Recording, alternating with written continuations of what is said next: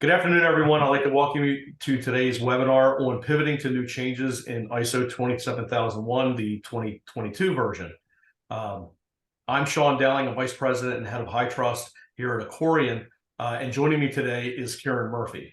Kiran, you want to introduce yourself real quick? Sure. Thank you so much, Sean. Hi, everybody. I'm Kiran Murthy. Glad to see so many people joining us for this webinar on new ISO 27001 2022. Thank you so much. I'm working with Accorian as a Vice President, taking care of enterprise account, assisting large number of customers across the region to design, implement, and maintain the information security management system. So today, Sean and I will be discussing and aiming to cover what are the key changes to the standard, including the merged and some of the new controls, the challenge around the implementation, what are the transition timeline, what are the new controls that we need to address? So do we need to adopt it or not? And finally, the most common question, I'm sure Sean and me, we've been getting these questions plenty of times. So, should we have to go ahead with 2013 version or should we have to stick to 2022? So based on that, what we decided, let's go for a webinar. So that's where me and Sean today, we are on this webinar. And we'll try to answer as many questions as possible. Try to post your question in the chat. Me and Sean will try to answer as much as. However, if we are unable to answer your question, feel free to reach either me or Sean. We are more than happy to address those questions. Once again, welcome you all for the ISO 27000 webinar. So over to you, Sean. Great. Let's start off with a little bit about who is Accorian for those of you who aren't familiar with us. Accorian is we're an established cybersecurity advisory firm that specializes in cybersecurity readiness and compliance requirements for organizations looking to implement different standards, whether they be ISO, HITRUST, SOC 2, NIST, PCI.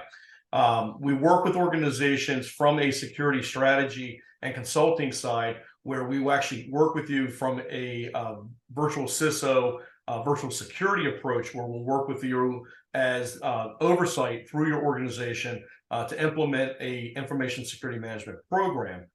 We will also work with you on identifying, tools, processes, vendors, things like that your organization may need to help improve your information security management program. We have a pen testing side of the house that will work with you on your black, white, and gray box testing, as well as red and blue teaming. We will work with your organization to make sure that all your vulnerabilities are tested and identified, and make sure that we provide you guys with remediation efforts with any vulnerabilities that are identified with that. As I stated before, we are a compliance service organization that handles pretty much all compliance standards with focuses on HITRUST, SOC 2, ISO, and PCI. And last but not least, we also offer short and long-term staffing for your information security needs within the organization as well. So we will be able to help you not only with services that you can get from us directly, but then also be able to utilize us to help find people to use in your organization long term. So getting forward, what we want to do today is jump into what are the changes and how that applies to your organization with the ISO 27001 2002 release. And then we'll also compare that with organizations that are currently in the 2013 version. So Kiran, you want to go ahead and get us started with walking through what the changes look like and things we need to expect going forward. Oh, thank you so much, Sean. So ISO 27001 2022 in a nutshell. First of all, let's give a small introduction about ISO 27001. ISO 27001 is an information security standard created by International Organization for Standardization. We call it as ISO, which provides a framework guideline for establishing, implementing, and managing the information security management system. Regarding today, on the latest update in ISO 27001 2022, the key points to note are the first and foremost, the title change.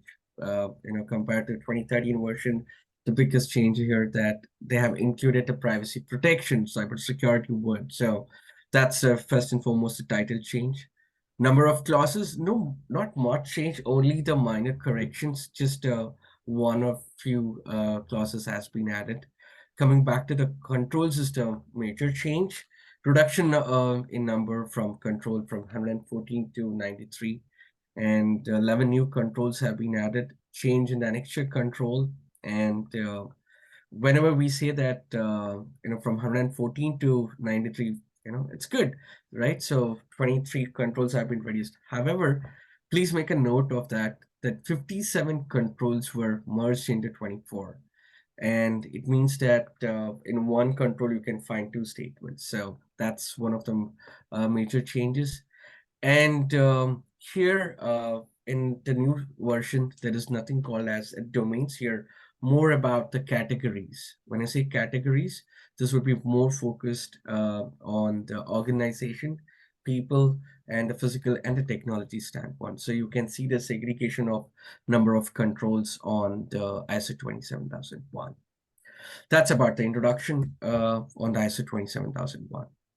So Kiran, I do have a question. What is the reason behind updating the ISO 27001 after 9 years? We haven't really seen a whole lot of it.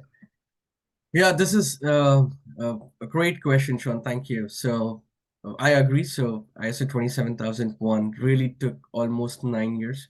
There were a few changes in between 2014, 17, but they were really minor pertaining to some of the countries related requirement. But as a standard, nothing has been changed since 9 years. For example, one of the major reason is that emerging technology is growing so dominant the industry, and it certainly left its mark on a cybersecurity landscape as well.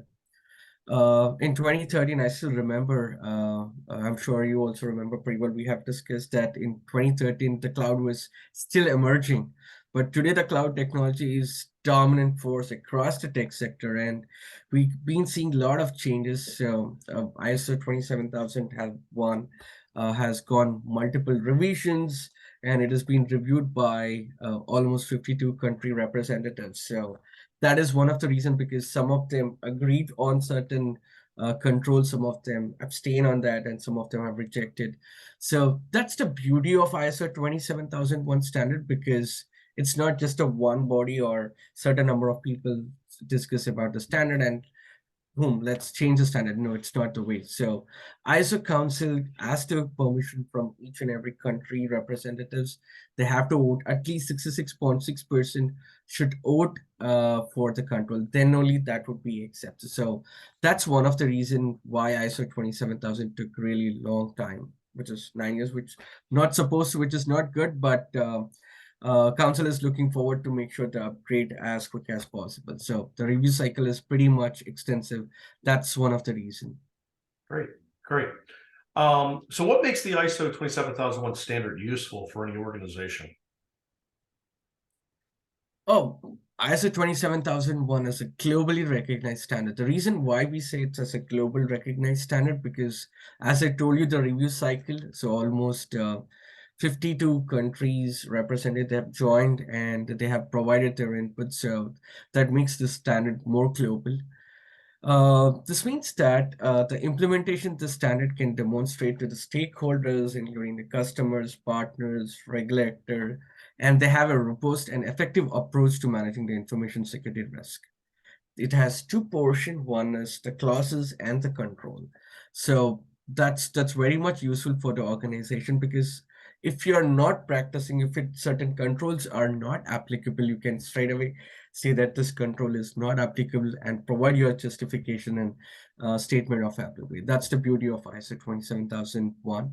And it can help the companies of all size and in industry to protect their sensitive information and improve their overall business performance. Great, great. Okay, let's talk about the transition dates for the 2013 to the 2022 version. Oh yeah, absolutely. This is the talk of the town right now. So because when we look at the transformation dates from 2013 to 2022, The standard ISO 27001 was published on October 25th, 2022. And it's expected that all organizations shall be certified against the latest version by 2025, October 31st. 2013 is still valid, but it's still valid till October 2024. It's valid till another one more year so that you can continue with the 2013 version. The good news is that to adopt to the latest version, you have ample of time. So you can take your time to comply with the requirements standpoint. And our suggestion is that inform your certification body and tell them that you would be interested on the latest version so that you can focus on the latest trends and the technology standpoint you can implement. So I'm sure most of them started with the new version already. Great. Yeah. So another question is it adaptable to different industries and contexts? Oh yeah, definitely. So especially ISO 27001 is so flexible and can be adopted to suit the specific needs of different industries. So absolutely yes. So I would say that there is no restrictions as such that you need to have minimum number of people. So there is no requirement as such. So that's the beauty of ISO 27001. Okay. So can ISO 27001, the new version of 2022, be implemented in organizations of any size? Like, I mean, 5 employees. If I got 5, does this make sense for me to use this, or this type of Oh yeah, as I told you that the standard is so flexible, and more than that, the standard is designed to scalable and can be implemented by organization of any size and type. So when you come to word the information security risk, we recommend to go for ISO 27001. And this standard provides you the guidance on how to tailor the ISMS to the needs of the organization and the context in which it operates. That's the reason if you see the clause 4, it talks about understand the context of the organization. So we need to look at which industry we are in, what exactly we do the business, what are the data we try to protect. That's the most important stuff. If you're in a bank, for you, it would be the card data is the most sensitive information. If you are in the health sector, the health data is most important. So that is where we need to understand the organization and its context. Okay. So let's talk a little bit about. I know with ISO, it's broken up into a couple of different categories. We have the clauses, which sit over top of the controls, and then we have the controls themselves. Can you talk a little bit about what changes we're seeing with the clauses first? Oh yeah, you're right. You're absolutely right when it comes to ISO 27 divided into clause and control. So coming back to the clauses side, 4.2, which is the new relevant requirement, which encompasses recognizing the interested parties, where needs and expectation must determine which of these needs will be addressed by the information security management system. The point of focus here is that how do you address? That's what are important, or it emphasizes more towards addressing those requirements. 4.4, which is more towards the process related one. So how do you make sure that you have the system and their interaction? That's the most important. And coming back to the 6.2, which is again the objective. So in my experience, the most important thing is that the objective. It mean you take any framework or any standard related to cybersecurity or the information. So the most important is the information security objective. So how do you set the information security objective and how do you will achieve it? So I cannot just come and say that, okay, this is my objectives. So no, here ISO 27001 demands that you need to have a document available. The document should showcase that how organization is achieving. What are your plans? Where do you stand right now from your objective? Have you met your objective or not? And it's a requirement from the top management as well to observe that these objectives are met, so that wherever the requirements from the top management to get involved, so they have to get involved to it. So The keynote for all the classes, you need to have a documentation. Here, the additional is that apart from your objective, so which is defined by the top management, you need to have a documented plan to showcase.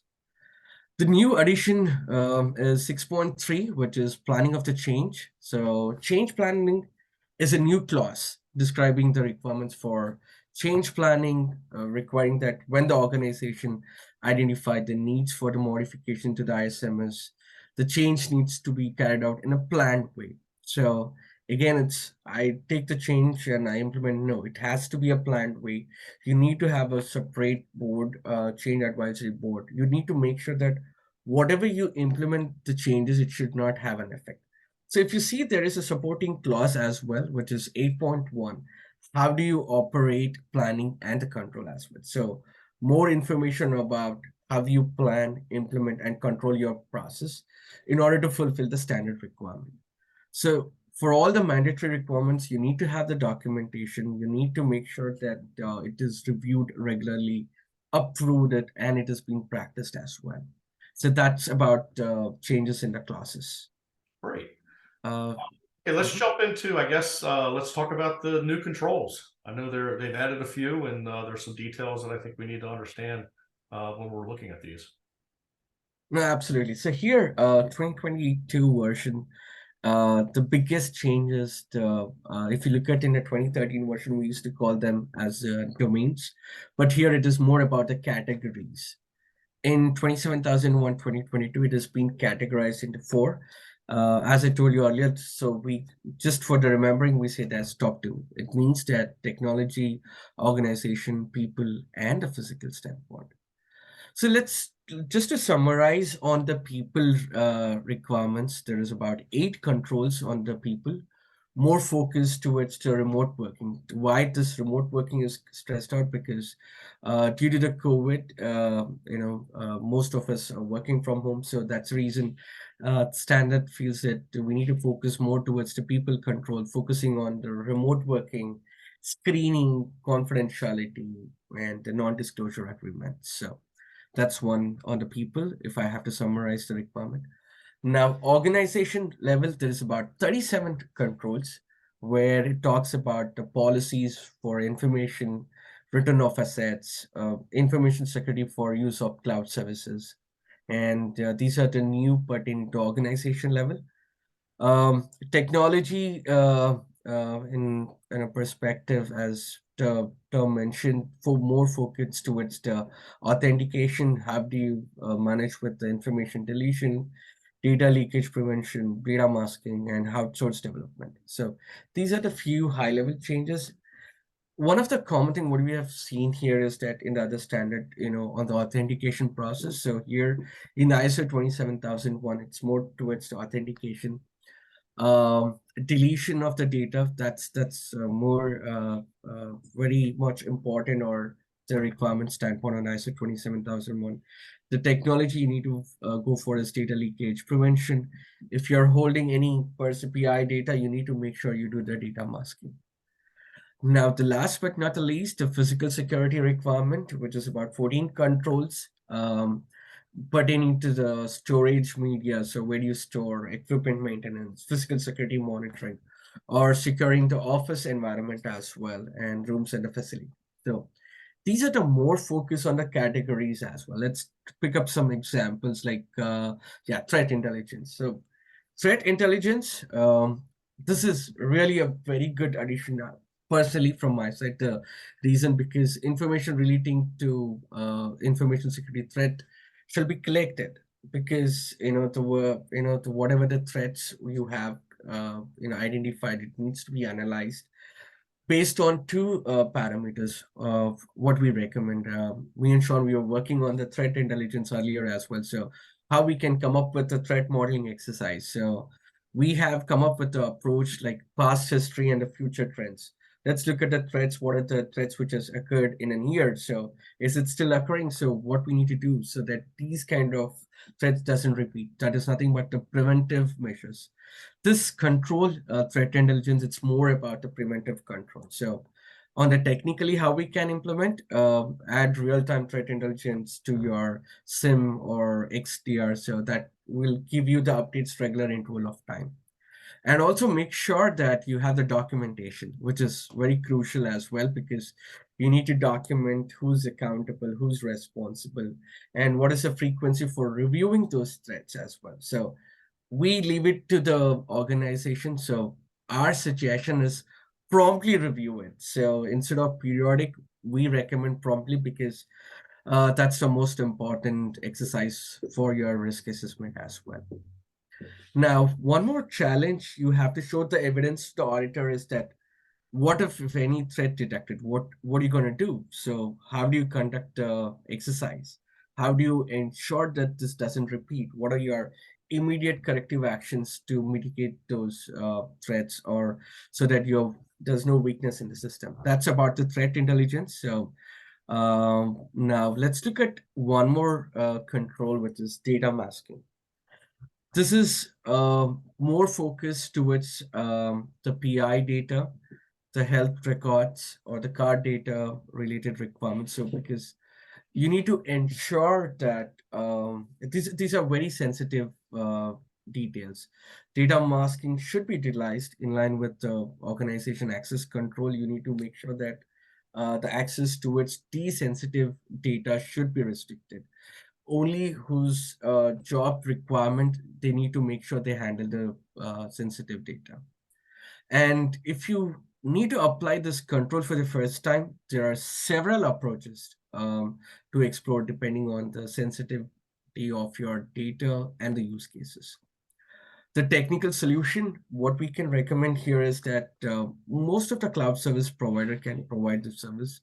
And one important suggestion, what we have based on our review, me and Sean, what we suggest is that go for conditional masking. When we say conditional masking is use the inbuilt masking rules to develop the comprehensive masking templates so that your data model can be protected. So that's what we do recommend on the data masking.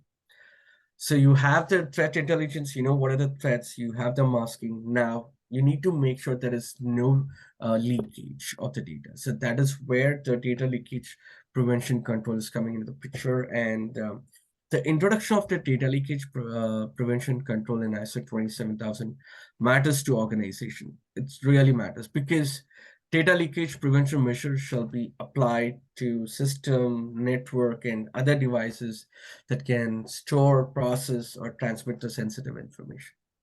How do we implement? First, do the data flow analysis. So identify where the data is being stored, where it is being processed, where it is getting transmitted. And then you also identify, prior to this, you also need to make sure that you need to categorize your data as well, whether it is sensitive data or it's confidentiality perspective, if it is compromised. So how critical these data? That's the most important. You need to classify your data and ensure that you review the DLP rules periodically. That's very much important. You review it, and also internal audit. During your internal audit process, just look at the reviews and of the use cases. And also you need to check that how many these rules are getting triggered. That's the most important.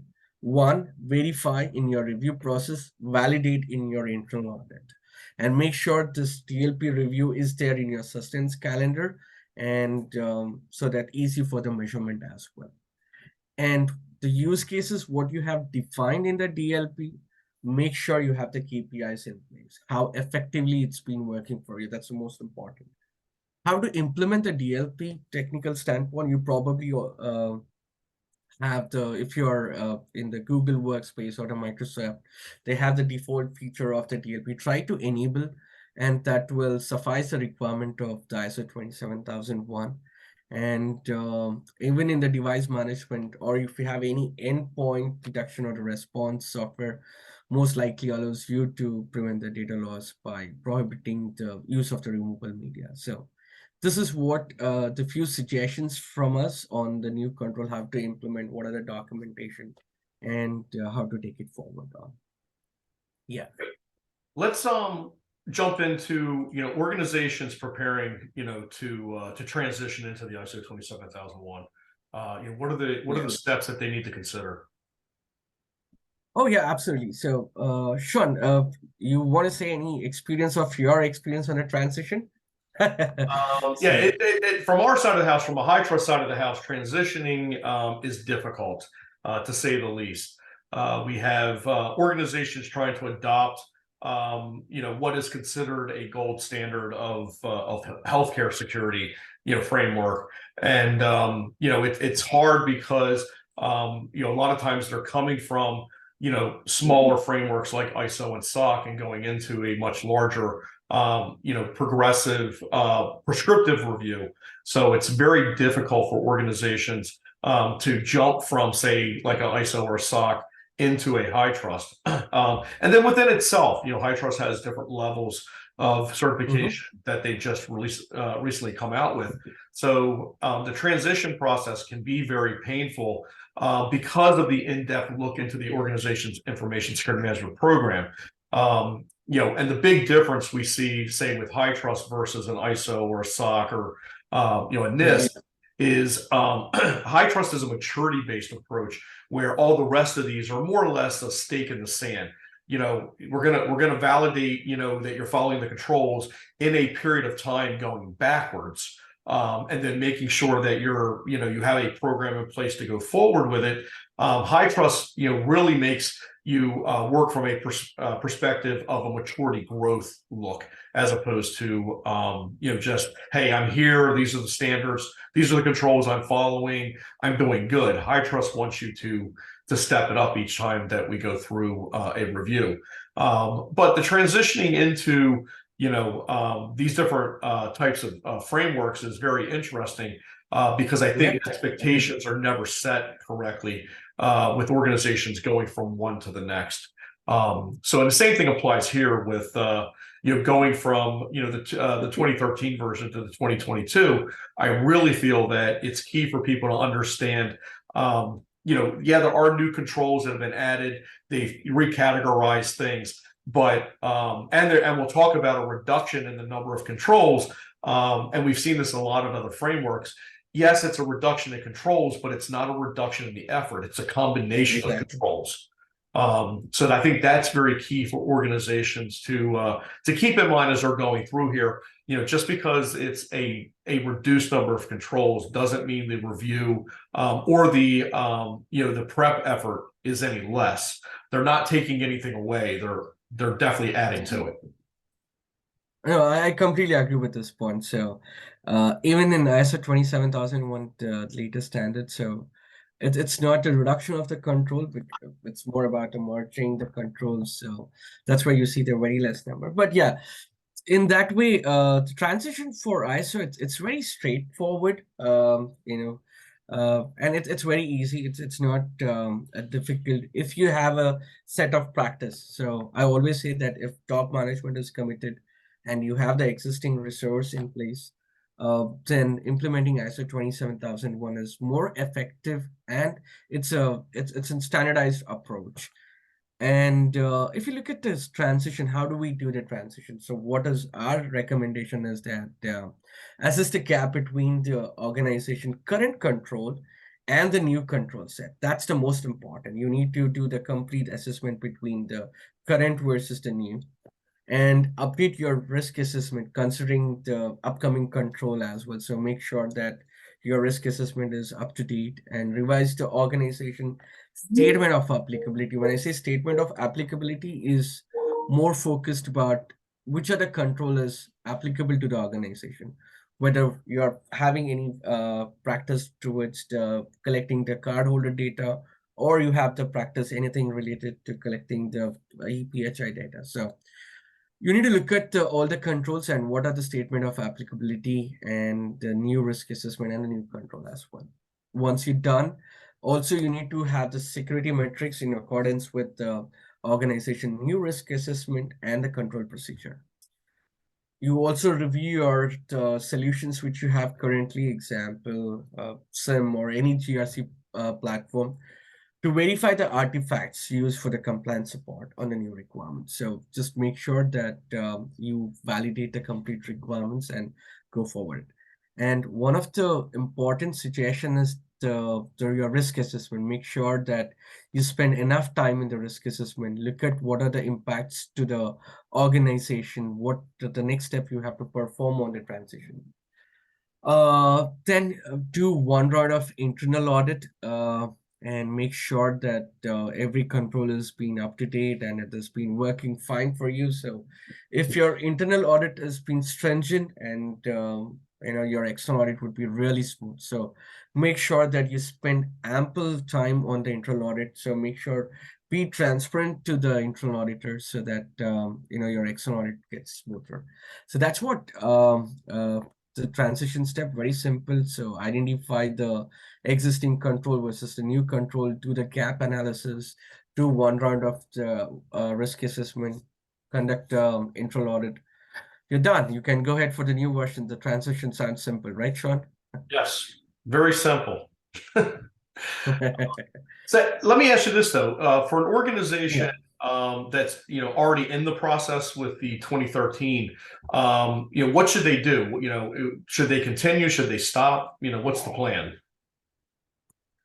Yeah, this is the most common question, and many of the organization is really confused about it. So as Accorian, we recommend to complete the implementation of the current 2013 version because you have the time for the ample of time to go for the 2022 version.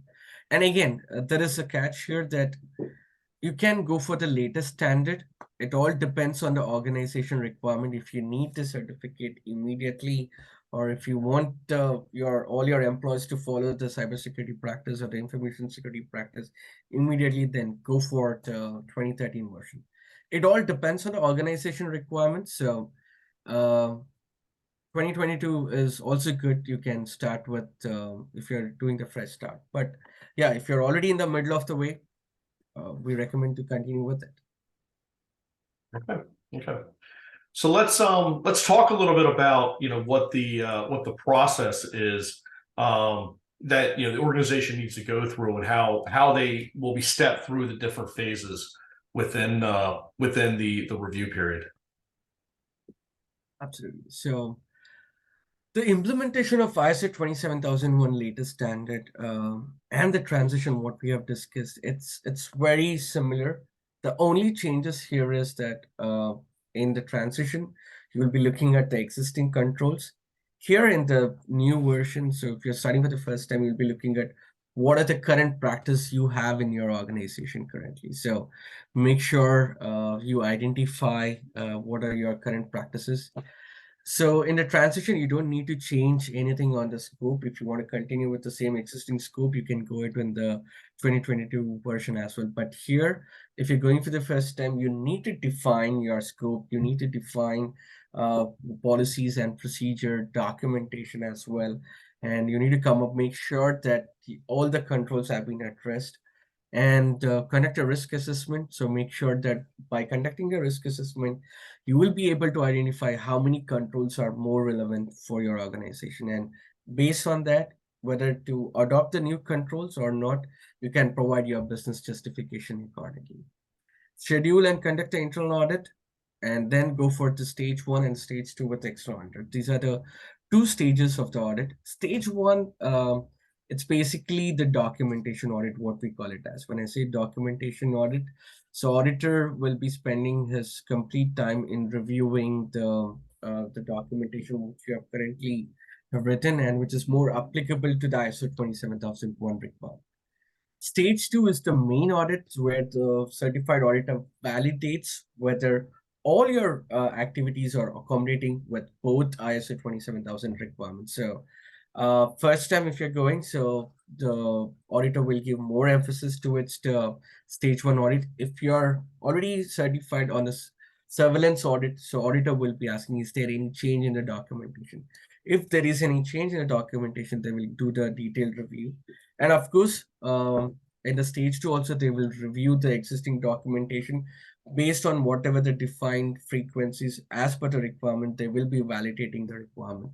So that's where the entire stage 1 and stage 2 goes on for implementing for the first time. So that's it. So That's the simple step on. okay. Yeah, so one of the key questions, I know we hear this all the time with all the standards, especially with organizations that are just getting started. Yeah. First question is, what version should I use? Where, if they're both available, should I do the 2013? Should I do the 2022? So where should I start from that perspective? And then I think the second part of that question is, how long does it take me to do this? Like, what should the expectation be to get this thing done?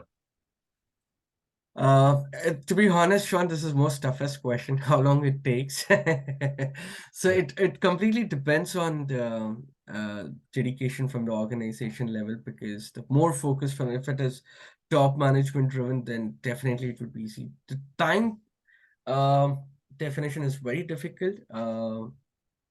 At least if you're starting for the first time, at least it will take about 1 or 2 years to have the complete ISO 27001. So 1 year should be good, where you have the management commitment, you have the dedicated resource to work for it. And if you don't have a dedicated resource, then yeah, it's a challenge. If not, it can be done within an year. If you have the existing process in place, if you've been following the cybersecurity information security policy, you have already have a dedicated SPOC to make sure that monitored the information security practice, then yeah, it can be even much faster. Okay. Okay. And where, like, what version should we start with if we haven't done it before? Where should we start? Yeah, then definitely go for 2022 version, because it's, even though you have ample of time, it doesn't mean that you have to wait for. So the controls in the new controls are really good. It has been put a lot of effort in identifying it, especially the the information management. How do you manage the information? So I would certainly recommend to go for the latest version, because that's where you can see the difference immediately. And this new version more focused towards the privacy, more towards the how do you protect the data, and how do you store the data. One common question which I've come across is that, what's the difference between the media disposal and information deletion? I'm sure, Sean, you have answered this one. The information deletion is basically it's a process of removing the data from the storage device without any physically destroying it, making it difficult, right? So let me reiterate. So media disposal is the physical destruction of the storage device. Information deletion is the process of removing data from a storage device without physically destroying it, making it not reconstructable. Ultimately, both should be make sure that it cannot be reconstructed. That's it. That's the major portion of it. Yeah. So 2022, the latest version. The latest version, 2022. Good. So I think our last question that we have is, how often does an organization need to be recertified with ISO 27001? Oh, this is really great question. So once you're certified with ISO 27001 2020, let's assume that you got certified on ISO 27001 2022. The certificate is valid for 3 years. However, every year, auditor will come and say, hi, how are you doing? So, which is nothing but your surveillance audit. So, and you have the internal audit, you have the surveillance audit every year, which you have to do it mandatory. Okay. Okay. Great information. I think there's a lot for organizations to consider here. I know one of the things that a lot of the people attending today and people who will watch this going forward will be asking, great, you gave me all this wonderful information, but how do I do this? And are you going to help me? And what can you help with? So from our perspective, from the Accorian perspective, besides just having these wonderful webinars to give you guys all this information, we actually can help you implement and adopt the ISO 27001 framework. If you already have it, that's great. We can jump into your process and work with you guys on what the next steps are, regardless of where you are in that process. If you're new to it, obviously, we can come in and help you guys establish the plan, work through a roadmap to understand, where the gaps are, do some reviews with your organization, some gap assessments, talk about, what needs to be done now, what can be put off, and help you guys build what that program is going to look like over the next few years. We'll work with you guys on developing your policies and procedures, everything from just consulting on what needs to be in them to actually writing them or updating your existing ones. And we'll provide you guys, any type of remediation advisory with implementation, of tools and processes. We'll work with your organization on how that needs to be done so it coincides with what the requirements of that, the framework are stating you have to have. One of our new things that we've just recently started, launching here over the past year is our vCISO as a service. And what we're doing there is providing organizations with a supplemental or fractional CISO or vServices for security within your organization. So this applies to smaller organizations that don't have the staff or the expertise and knowledge to do all the things that these frameworks and standards require you to do. We can also work with medium-sized and large organizations just as a supplement to your existing information security staff. So if you're going through reductions, unfortunately with things in the economy these days, we're seeing a lot of that happening, where you can come now and rely on us and utilize our enterprise level, expertise and service within your organization as your own. So we do have that offering as well out there. And then lastly, we do have an in-house GRC platform that will help you manage and maintain your framework program during and after the implementation and getting certified. So what this tool will do is help you with the cross-mapping with different frameworks, make sure that you stay in line with your sustenance program. This is one of the key things that we see all the time. Organizations will spend a lot of effort and money getting certified, and then it'll fall off. They won't be able to maintain it going, through the year or onto the next recertification process. So we've developed an in-house tool that will allow you to manage those tasks, store the evidence, collect and store the evidence from, whether it be internal to your organization, third parties that are responsible for doing, work for you guys. And we actually have APIs written into this to actually pull information from some of the larger CSPs and MSPs. So, we do offer a lot of help with organizations to get into these frameworks, get through them, get certified, and then also help you maintain that going forward. One of our key approaches with our sales process is simple. We're a cybersecurity company that does compliance. So our number one concern is, are you secure? The compliance standards and all the other ancillary pieces are very important to that. But our number one concern is, are you doing what you have to do to maintain your security within your organization? I think, Kiran, that kind of covers where we are today with everything. Any additional comments or parting thoughts that you want to give to us out here before we end today's session? Oh yeah, definitely. Thank you so much, Sean. And there is one question which I would want to answer that.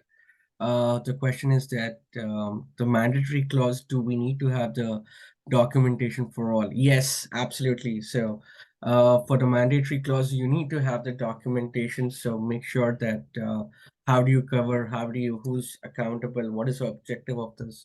So make sure you come out with the detailed documentation as well.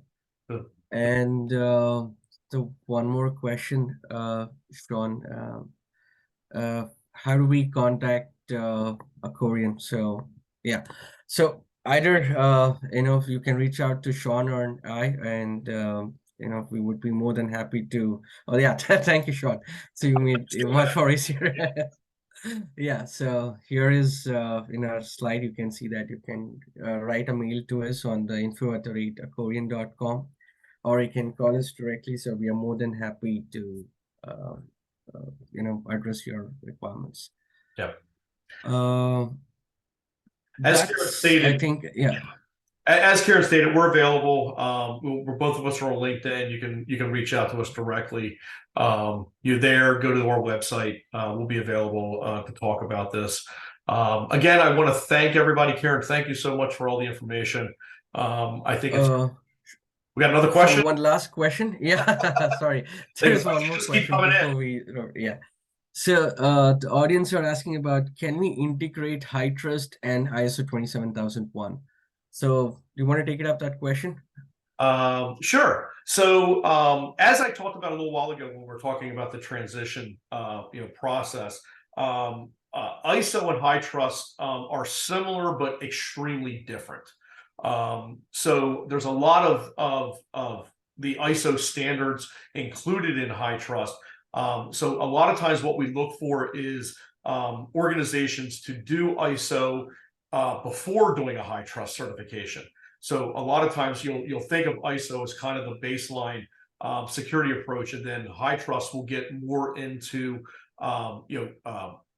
controls around how you're managing PHI, specifically your privacy, your HIPAA requirements, things along those lines, which elevate HITRUST outside of what the ISO standards are. HITRUST does include a lot of the ISO controls. The big difference is the way HITRUST tests versus ISO. HITRUST is, again, a program that looks for maturity and growth within the organization. So they're going to be doing a lot more sample testing, a lot more validating policies and procedures are prescriptive to exactly what the HITRUST control is, where ISO is looking more for across the baseline standard, where we're looking for, are you where you need to be today? So yes, they can be done together. There's a split between that there, and we can help you guys develop that roadmap on how to get there. But there's not a combination program where, like we have with SOC 2, where you can get a HITRUST with a SOC 2 opinion. ISO doesn't offer that. It would be a separate process and separate certification. Absolutely right. Yeah, we can definitely, you will get to see me and Sean together on both the practices if you're going. And we have recently completed, integration of ISO 27001, 27018, SOC 2, and the HITRUST. So we will try to send you the case study. So, just drop us a mail. We can send you the details about how to implement on a high level. So that's what. And the key takeaway, thank you so much, everyone. And we are very sorry due to time constraint. We need to close it pretty early. So if you have any questions, please do contact us. Remember, one important thing is the transition period. The best moment is to start with your internal audit. It doesn't matter, it's been certified for years or in the process of the certification. Make sure focus on the internal audit, conduct a risk assessment rigorously, and our references refer ISO 31000 or 27005 NIST framework. So these are very good pertaining to the risk assessment. Thank you so much. That's all from my end. Sean, over to you. All right. I want to, again, just thank everybody for attending. Please reach out if you have any questions, and we wish you a blessed day and enjoy. Thank you guys very much. Thank you.